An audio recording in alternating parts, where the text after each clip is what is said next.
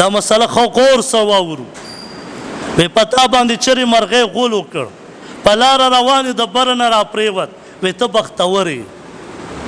و مسلمانه کم خوا روان یې ګندګۍ سره سړی بختور کېږي که سړی بېلمازه کېږي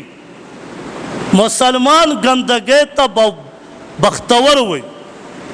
حالانکې ګندګي چې در باندې پرېوته فوراً بې وینځي که مونځ دې پکې وکړه مونځ دې نه کېږي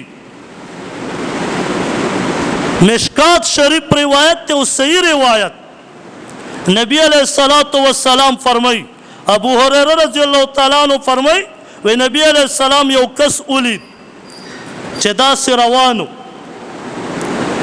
او په کوترې پسې منډه واله منډه ورپسې اخیستې او پسې روانو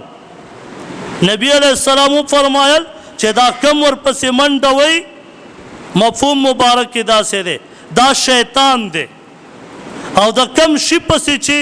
روان دی هغه هم شیطان دی یعنی کوتره نن ما او تا په کور کې ساتلی دي دا علما فرمایي په دې روایت څخه دا حرام دي ساتل نن مسلمان سزري دي که څه ورته وایي اوازونه هغې ساتلی دي چا کمترې ساتلی بلاندې تې کېنه او بره جال ولا جوړ کا دا ټول برکت او دا ټول دغه ښایسته مواد به په امتا راځي سار چې راپاسې د برکتونو نه به ډک راپاسې